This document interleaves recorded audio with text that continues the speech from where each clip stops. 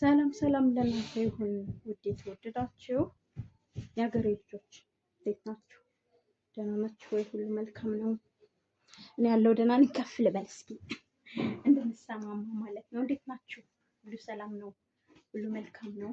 እኔ ደህና ነኝ። እናንተስ እንዴት ናችሁ? በጣም በጣም በጣም በጣም አድርጌ ነው የማመሰግነው።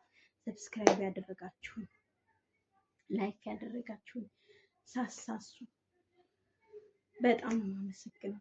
በዚሁ ከቀጠልን ትልቅ ቦታ ማንደርስበት ምንም ነገር የለም። በጣም ነው የማመሰግነው እጅግ አድርጌ ማለት ነው። እና በጣም በጣም እና ከምስጋና ደግሞ የቀጠለ ማለት ነው ላወራችሁ ዛሬ የመጣሁት። እንደው በጣም ቆየሁኝ አልተመቸኝም ነበር እና ላወራችሁ የፈለኩት ጠጋ ልበል፣ ድምጤ ድንገት ከራቃችሁ ላወራችሁ የፈለኩት እናንተ ጠፍቶ መስራት ማለት ምን ማለት ነው? ኩዌት ላይ በጣም ብዙ ልጆች እየተቸገራችሁ እንዳለ ሰምቻለሁ። በባለፈው ቪዲዮም እንዳያችኋት አብረን ስናወራ የነበረች ድምጧ ሲገባ የነበረች አንድ ነበረች ከሴትዮ እህት ጋር ምትሰራ ማለት ነው። እና እሷ ራሱ ቀይራለሁ እያለች ነበር እና በእሷም የተነሳ ነው ቪዲዮ ልሰራላችሁ ያሰብኩ ማለት ነው።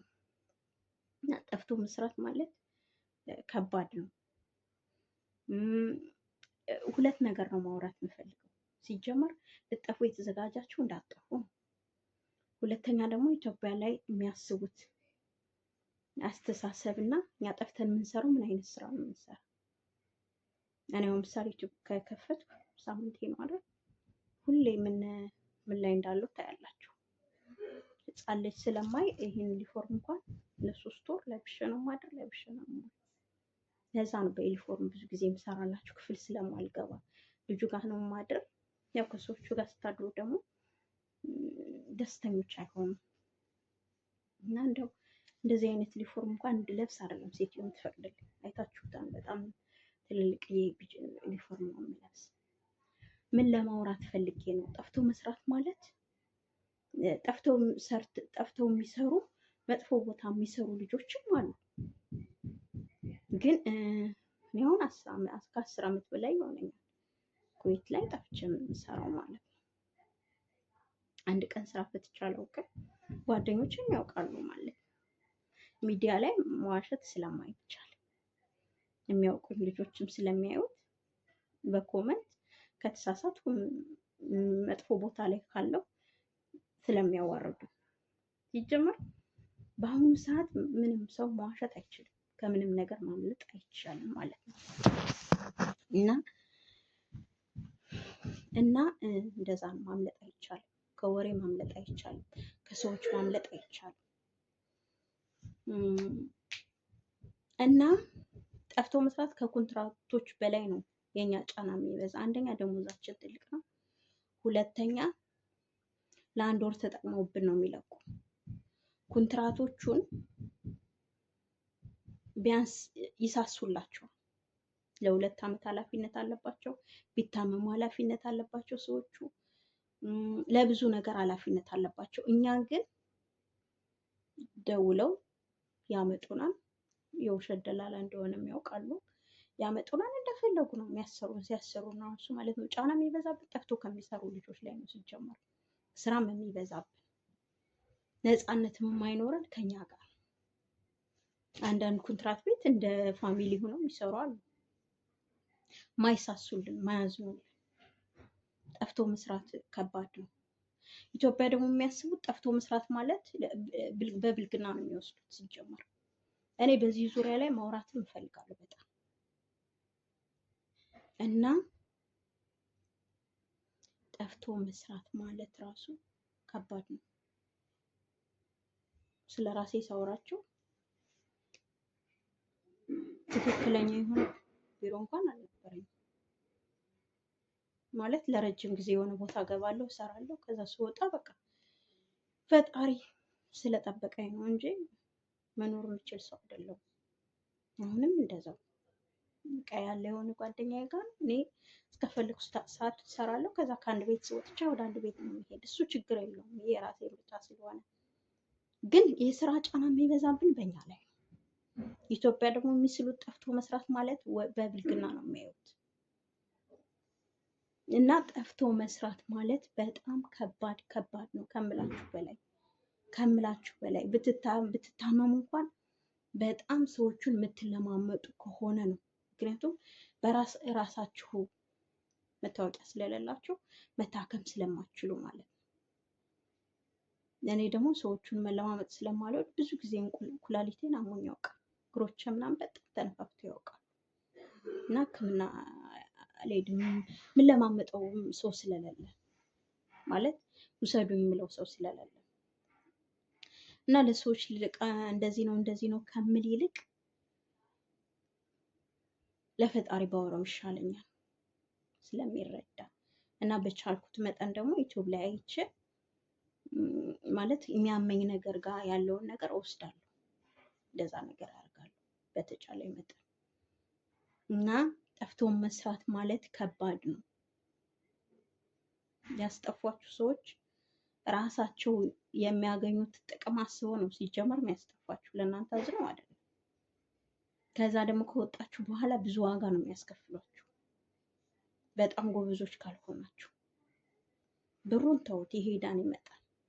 ግን በሌላ ነገርም ዋጋ የሚያስከፍል ነገር ሊያጋጥማችሁ ይችላል። ቤትም አትቀይሩ። በተለይ ሌላ ሀገር ከሰራችሁ በጣም ነው የሚከብድ አውቃለሁ። በጣም ነው የሚከብድ። እኔ እንደነገርኳችሁ ወደዚህ ሀገር ስመጣ ዱባይ ሰርቼ ነበር እና ኩዌት ብሩ በጣም አሪፍ ነው ሲባል ሰምቼ ነው ወደ ኩዌት የመጣው ማለት ነው። እና በጣም ከብዶኝ ነበር። ከመጥፋቴ በፊት 2-3 ሰው ቤት ቀይሬያለሁ። እዚህ ሀገር እንደነገርኳችሁ ይሸጧችኋል፣ ይደራደሩባችኋል። ልክ እንደ በግ እንትን ሂዳችሁ ሱቅ እንትን ቢሮአችሁ ሂዳችሁ እንደዚህ አቁመው ነው የሚያዩአችሁ፣ ሰውነታችሁን ምናምናችሁን ልክ በግ እንደሚገዛ ሰው እንደዛ ነው የሚያደርጉ እዚህ ሀገር። እና ይጨንቃችኋል፣ ቢሮ ስትሄዱም ይጨንቃችኋል። ተመርጣችሁ ነው የምትሄዱ። አንዳንዶች ክፉ ሰው ደግሞ ካጋጠሟችሁ ወስደዋችሁ አሰርተዋችሁ ምናምን ይመልሷችኋል። ምክንያቱም 3 ቀን እንትን ስላለ ተጅርባ አለ። ይቅርታ አረበኛ ስለተጠቀሙ ማለት የሚያዩበት 3 ቀን አላቸው። ከተስማማችሽ ትቀጥል፣ ካልተስማማችሽ መልሻት ብለው ይሰጧታል። ከዛ 3 ቀን ከእኔ የሆነ ቤት አንዴ ለ3 ቀን የሆነች ሴትዮ ሰጠኝ። እሺ ያ ነበረች እና ይኸውልሽ መሬት ስታስወለውል በመወልወያ አይደለም የምታስወለውል፣ አስጎንብሳ ነው የምታስወለውላችሁ መሬቱ። እንደዛ አስወልውላም ኩሽና ነበር ያሳደረችኝ እና ትዝ ይለኛል የሆነ የበሰበሰ አንዲት ድንች ከምን ድርጋ ነው ጠብሳት ይሁን ሮብ ይሁን እንደዛ ነው የሰጠችኝ በ3 ቀን አንዴ። እነሱ ሲጀመር ምግብ ላይ በጣም ከባድ ናቸው ሸያዎች እና በጣም ከባድ ነው ወገኖች። ያም በኮንትራት ቢሮ እያለሁ ማለት ነው። ከዛ በ3 ቀን የመለሰችኝ ኢትዮጵያዎች ነበሩ። ከኢትዮጵያዎች ጋር እንኳን እንድትገናኙ አይፈቀድም ነበር። ድሮ ስልክ አለ የለም። እንደዛ ሲቀያየሯችሁ ስልክ አትይዙ። አሁን ስልክ አላችሁ። አሁን ግን ስልኩ ከምንም ነገር አይጠብቃችሁ። ግድ የላችሁም። በመጣችሁበት ቤት እንደምንም ብላችሁ ስሩ። መስራት ካልቻላችሁ ደግሞ ተናዘል ጠይቁ። ተናዘል ማለት ደግሞ እንትን የመኖሪያ ፍቃድ ያመጣችሁበትን ወጭ መልሳችሁ ውጭ ስሩ። እዚህ ሀገር ውጭ ስራ ምንም ጠፍቶ አይጠፋም። ስራ አለ ኩዌት ላይ። ስለዚህ እባካችሁ እንዳትጠፉ በፈጠራችሁ። በጣም የተቸገራችሁ ልጆች ካሉ ኮመንት ጻፉልኝ፣ ስልኬን እልክላችኋለሁ ማለት ነው። እንድመክራችሁ። እርግጥ ብዙ ማወራበት ጊዜ የለኝም።